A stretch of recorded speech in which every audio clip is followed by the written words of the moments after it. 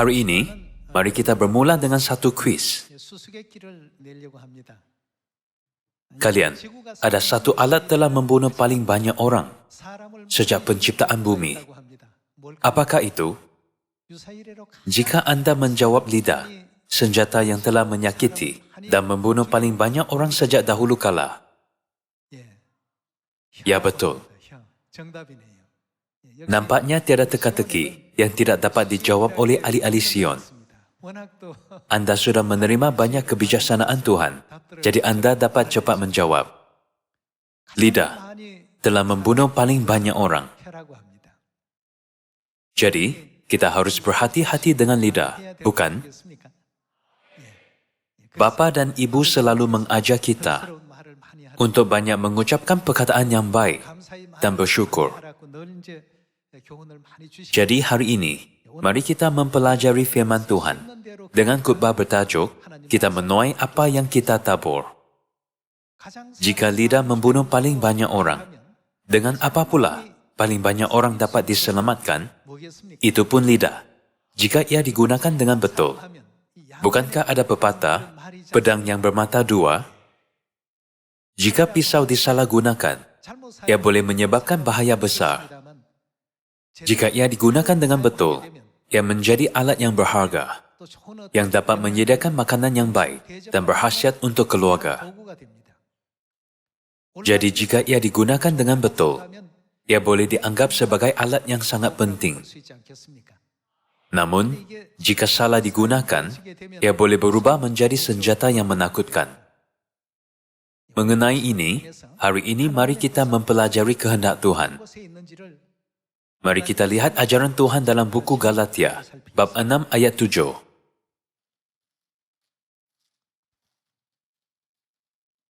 Jangan sesat, Tuhan tidak membiarkan dirinya dipermainkan. Karena apa yang ditabur orang, bagaimana? Itu juga yang akan dituainya. Sebab barang siapa menabur dalam dagingnya, ia akan menuai kebinasaan dari dagingnya. Tetapi barang siapa menabur dalam roh, ia akan menuai hidup yang kekal dari roh itu. Janganlah kita jemu-jemu berbuat baik, karena apabila sudah datang waktunya, kita akan menuai jika kita tidak menjadi lemah. Jika kita menabur kebaikan, kita pasti akan menuai hasil yang baik. Jika kita menabur kejahatan, kita akan menuai hasil yang jahat. Jika kita menabur perkataan yang baik, hasil yang baik pun akan kembali. Tuhan selalu mengajar kita menuai apa yang kita tabur, kerana itulah bahagian penting untuk menyelamatkan manusia, bukan? Janganlah kita melihatnya dari perspektif moral dan menganggapnya sebagai ajaran yang baik saja. Kita harus melihatnya dari perspektif bahawa ini ialah perintah yang diberikan oleh Tuhan. Kita menuai apa yang kita tabur. Jadi hari ini, mari kita merenungi diri sendiri. Sampai sekarang, berapa banyak benih keselamatan manusia telah aku tabur dalam keluarga, gereja, dan kehidupan sosial? Inilah sesuatu yang perlu kita fikirkan. Ada orang bergaduh dengan makcik di rumah sebelah. Jadi dia beberapa kali menuding jari terhadapnya. Inilah sesuatu yang ditaburkan dan pasti akan ada hasilnya. Jika Anda menuding jari sebanyak 3 kali semalam, hal itu sama seperti Anda menembak sebanyak 3 kali. Jika Anda mengambil masa untuk merenungi diri sendiri setiap hari, tanyalah sendiri, berapa kali aku menembak pada hari ini?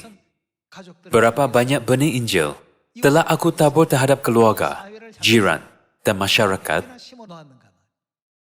Apakah yang berlaku pada semua taburan Anda apabila tiba masanya? Kita akan menuai apa yang kita tabur.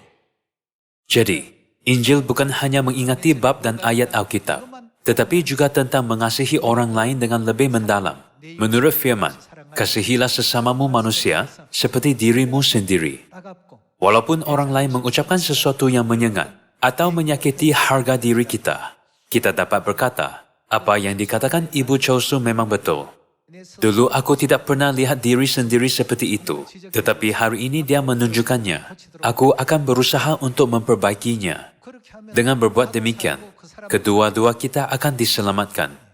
Nampaknya kita menghadapi banyak situasi seperti ini sepanjang kehidupan harian.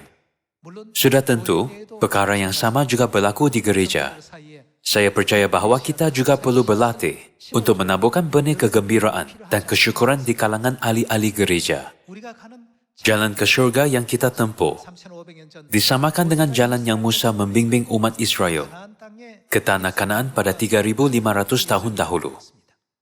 Sepanjang perjalanan, lebih banyak orang Israel mati disebabkan perkataan mereka sendiri daripada pedang, anak panah, atau tombak musuh. Bayangan ini menjadi ajaran bagi kita, bahkan pada hari ini pun. Jika lidah tajam digunakan dengan bijak, ia dapat menyelamatkan manusia. Jika tidak, ia akan menyebabkan kerosakan besar. Hari ini mari kita fikirkan hal ini sekali lagi. Sebaik sahaja benih ditabur, kita tidak dapat berbuat apa-apa lagi, kerana ia sudah ditabur. Janganlah berfikir bahawa kita menginjil dengan hanya membuka Alkitab. Sudah tentu itu adalah sebahagian Injil. Namun kita menaburkan benih Injil apabila kita mengamalkan ajaran Tuhan dalam kehidupan harian. Jika kita mematuhi semua ajaran kebenaran Tuhan dan memenuhi peranan yang diamanahkan, bukankah kita semua dapat pergi ke syurga?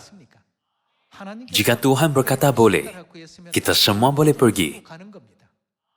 Ada orang bertanya, saya sering mengucapkan perkataan yang tajam. Dapatkah saya pergi? Berhati-hatilah mulai hari ini. Ada orang berfikir, aku menembak orang dengan peluru rohani setiap hari. Dapatkah aku pergi?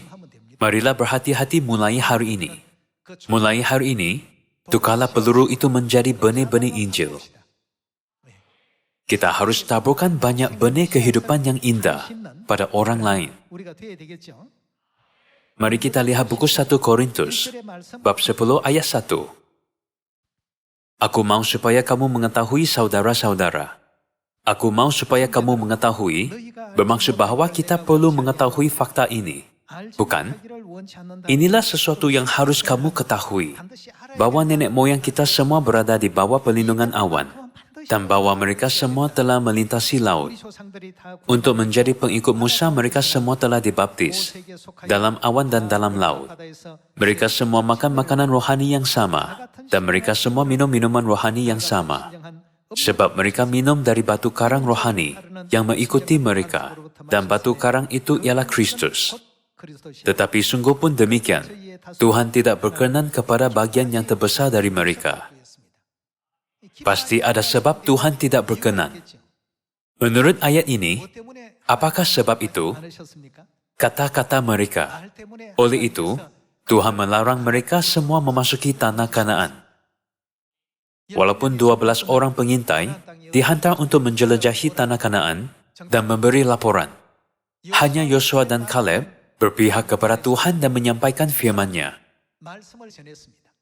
Tanah ini sangat baik. Tuhan akan membimbing kita ke tanah yang mengalir susu dan madu. Janganlah takut akan rakyat negeri itu, kerana mereka akan kita telan habis. Yang melindungi mereka sudah meninggalkan mereka.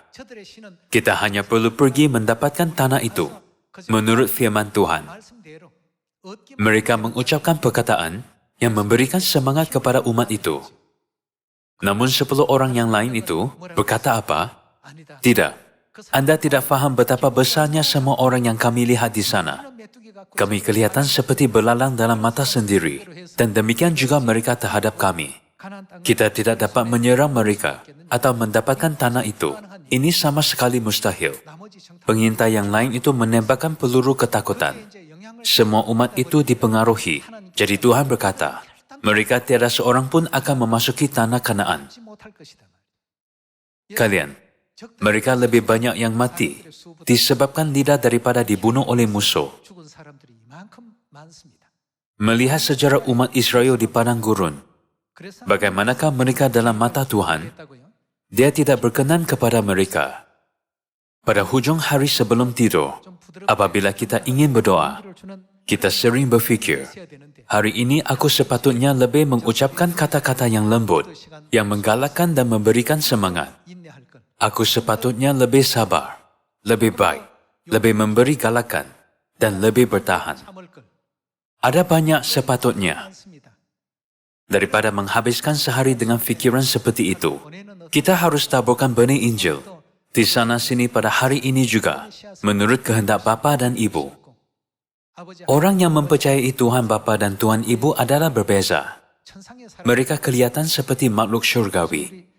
Kini ada banyak laporan seperti itu datang ke Sion kita. Walaupun dalam pelbagai jenis kesukaran, kita perlu selalu mendengar firman Tuhan, tetap bersukacita dan bersyukur. Adakah sesiapa di bumi ini yang tiada kesukaran atau kerja susah? Kita semua ada masalah, penderitaan, kesakitan, kesunyian, dan perasaan terasing. Apabila orang lain tidak memahami kita, ada banyak perkara di luar bayangan dan fikiran berlaku di sekeliling kita. Namun, bagi semua ahli keluarga Sion, selepas kita melalui terowong penderitaan ini, apakah yang seterusnya? Kita akan memasuki syurga yang kekal, yang tiada lagi kematian atau pergabungan. Setiap kali kita memikirkan fakta ini, kita berasa bersemangat, gembira, dan dipenuhi kesyukuran. Apabila kita dipandang rendah, kita naik angin.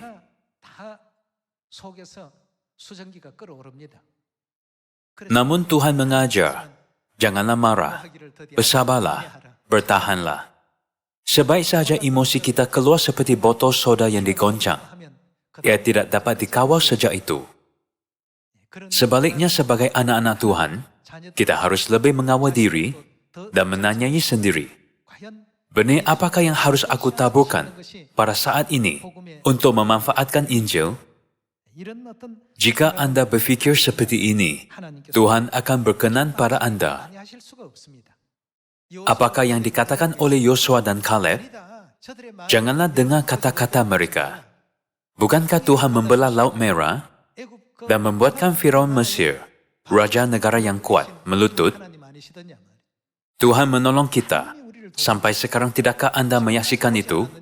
Tidakkah kita melihat keajaban Tuhan yang menakjubkan dengan membimbing kita tiang awan pada waktu siang dan tiang api pada waktu malam? Yosua dan Kaleb terus menaburkan benih kehidupan.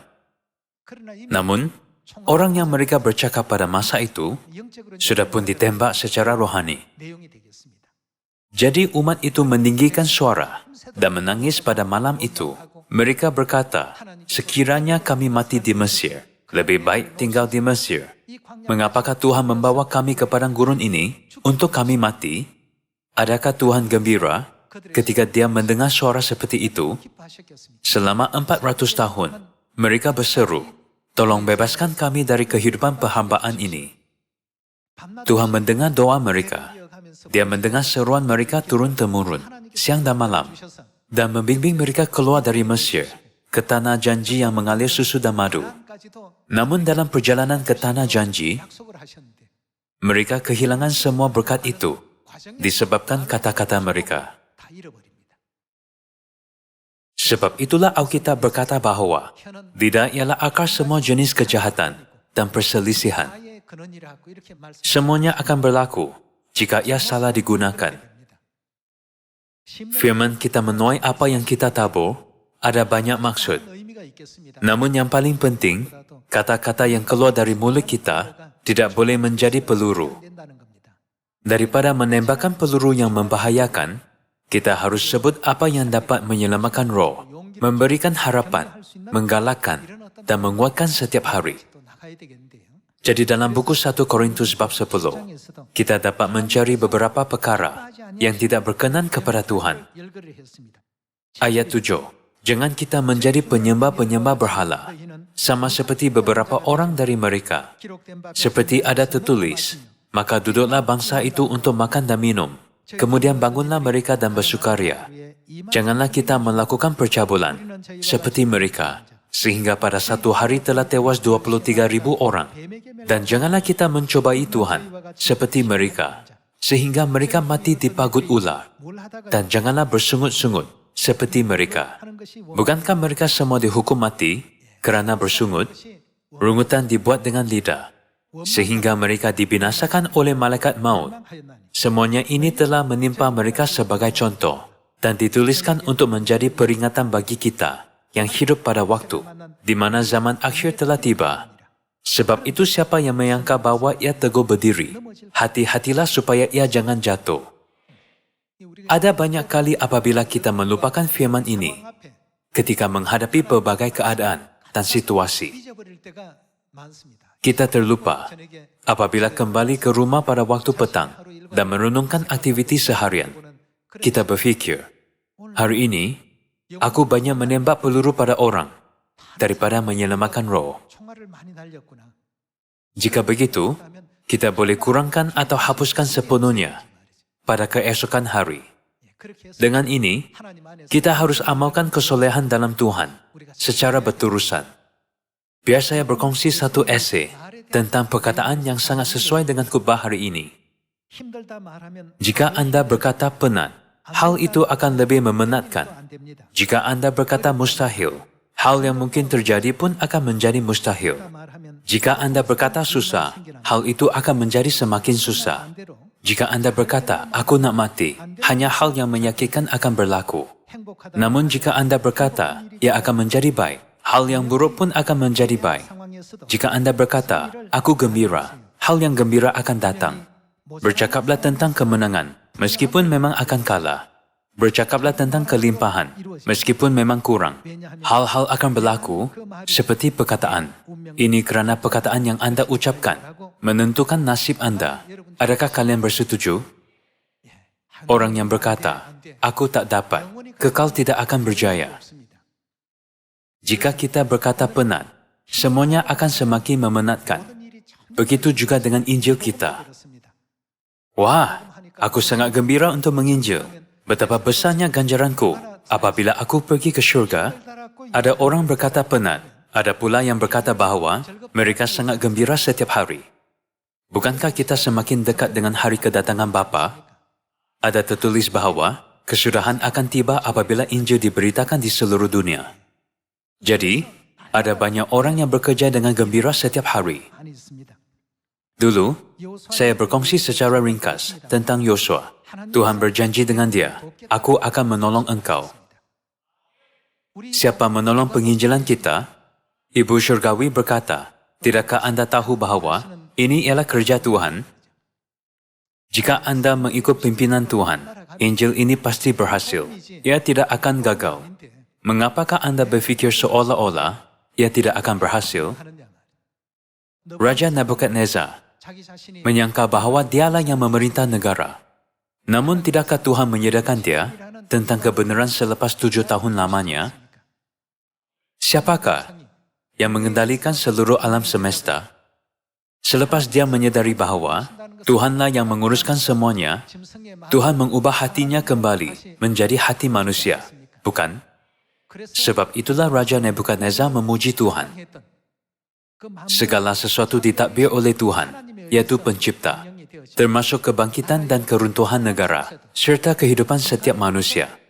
Dengan ini, dia mendapati bahawa segala sesuatu tersembunyi takdir Tuhan yang mendalam, bukan? Kita perlu ingat bahawa apabila umat Israel keluar dari tanah Mesir pada 3,500 tahun dahulu, tiada orang yang berumur 20 tahun ke atas dapat memasuki tanah Kanaan kecuali Yosua dan Kaleb. Sebab utama mereka tidak dapat masuk adalah disebabkan perkataan. Mari kita fikirkan hal ini sekali lagi dan sentiasa fikir elok-elok. Bukankah kita sekarang berada dalam proses dibimbing oleh Tuhan ke syurga yang lebih terang daripada matahari? Dalam perjalanan ke syurga, kita harus menyedari nilai itu dan membandingkan nilai destinasi kita dengan kesukaran yang dihadapi dalam proses itu. Kita harus betul-betul bersyukur. Namun jika kita hanya fokus pada kesukaran, penderitaan, dan kesakitan sementara, akhirnya kita akan kehilangan syurga.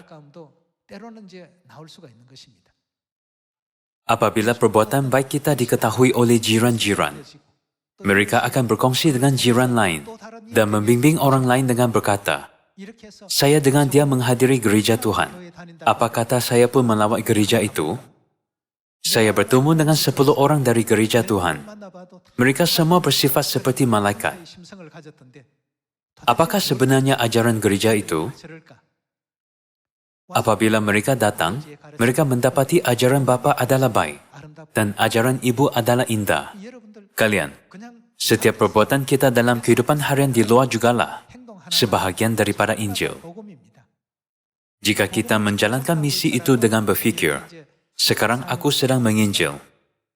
Meskipun Anda membuat sup biasa di rumah, Anda akan memasak dengan hati demi Injil.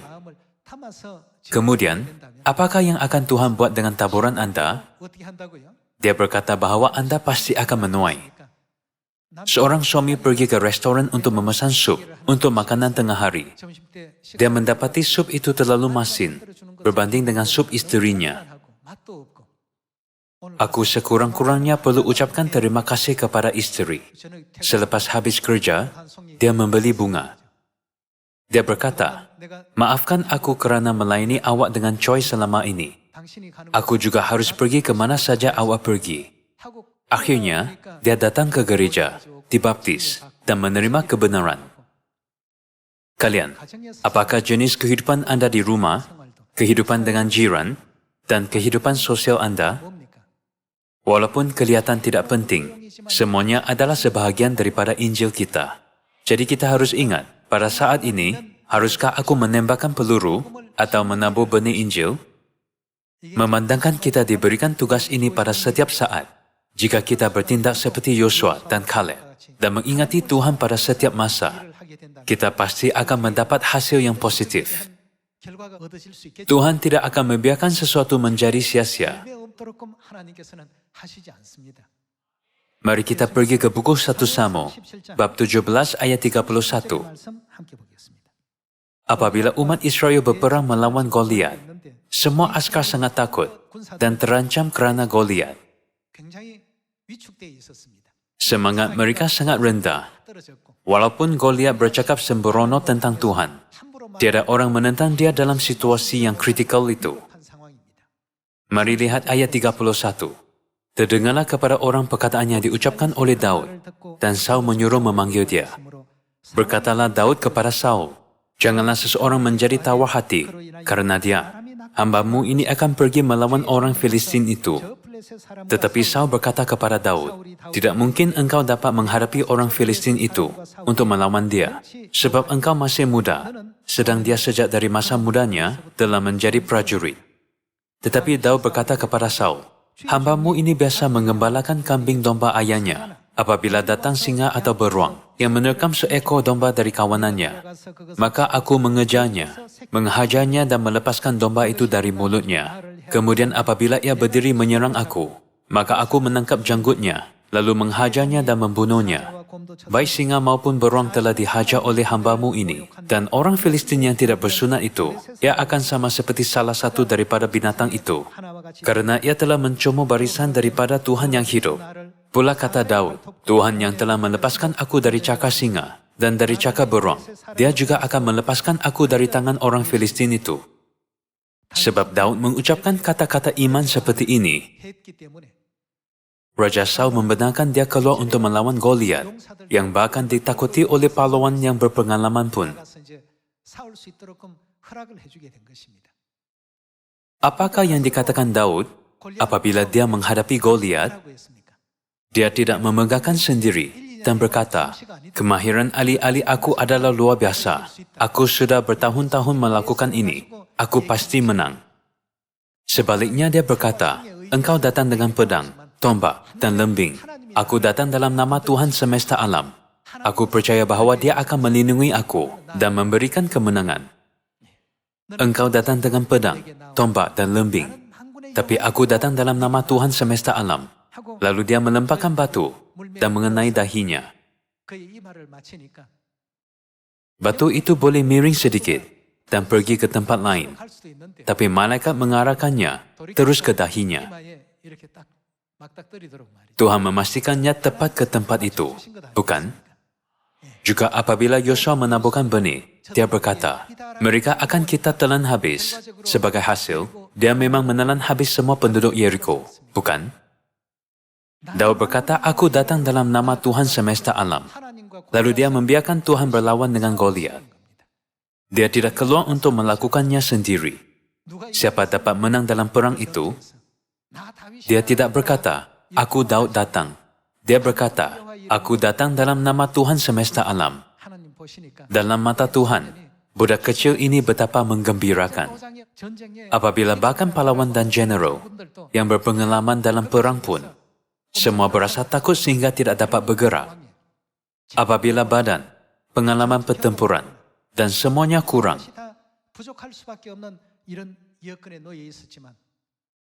kata-kata iman Daud menggembirakan dan menyentuh hati Tuhan.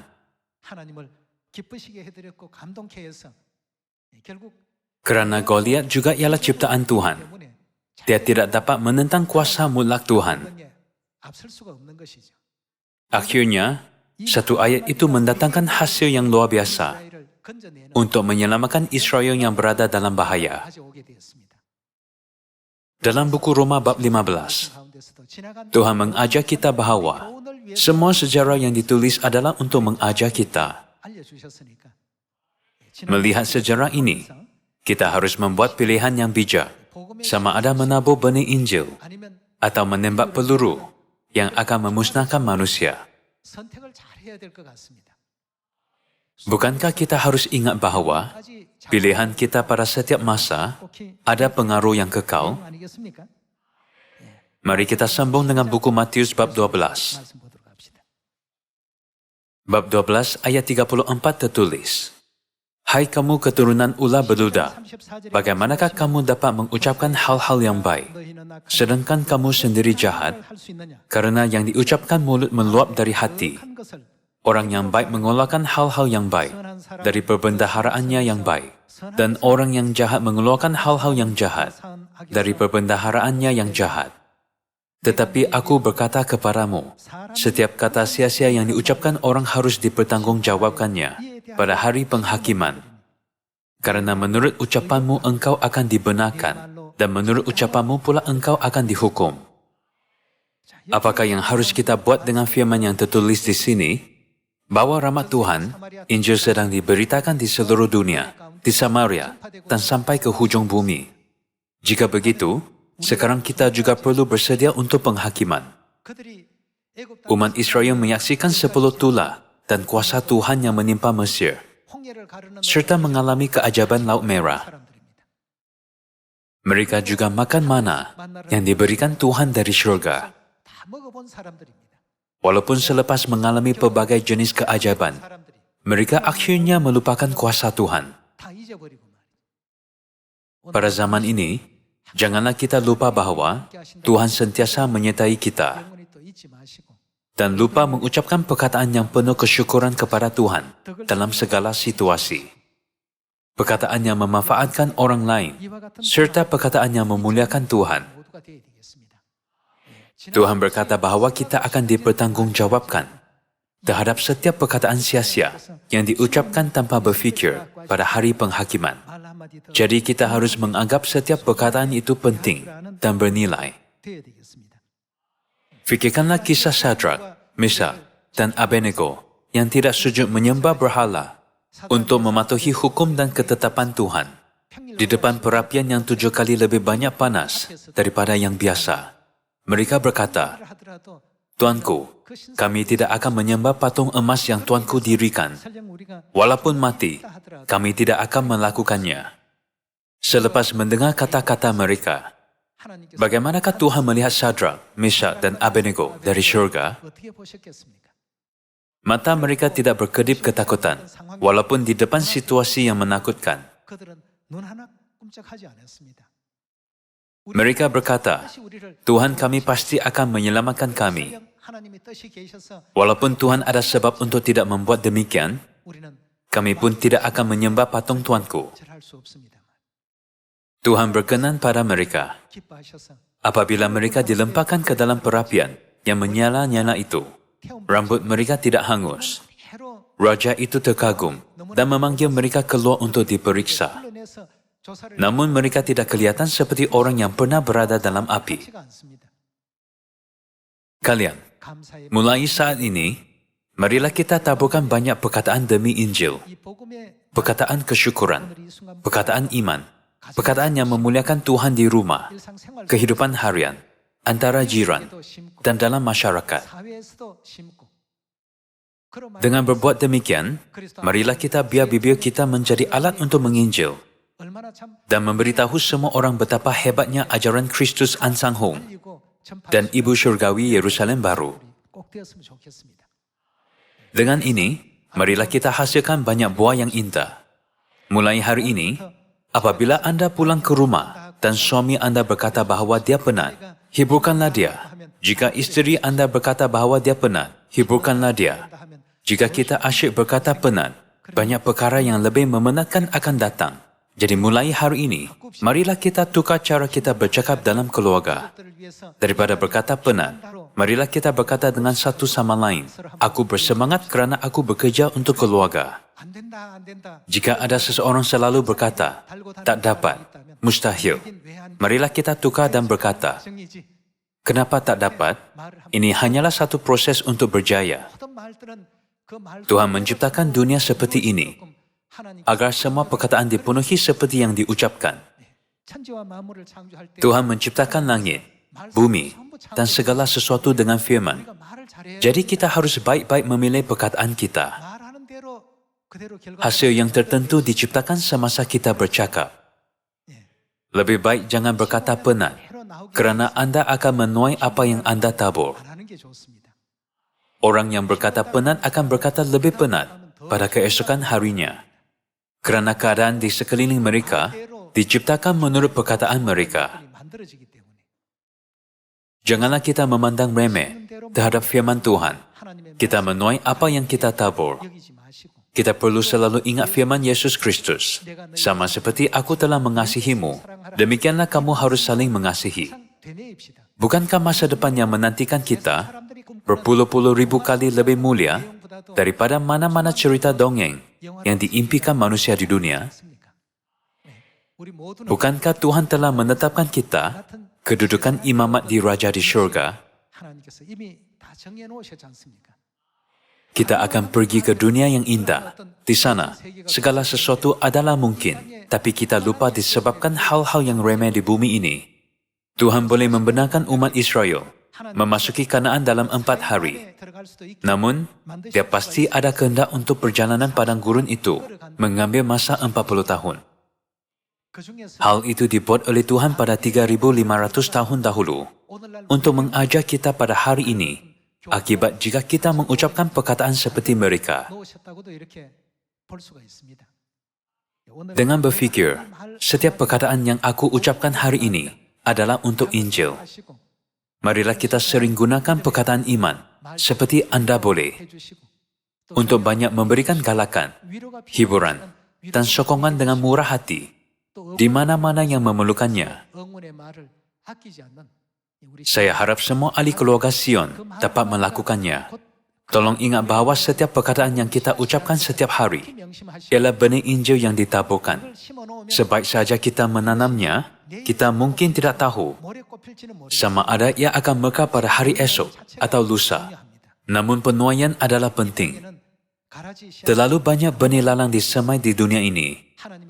Sekali lagi, tolong berusahalah agar lebih banyak benih-benih firman Tuhan ditaburkan.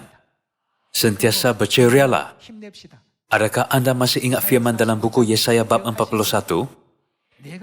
Bukankah Tuhan menegaskan, aku akan menolong engkau? Aku pasti akan menolong engkau.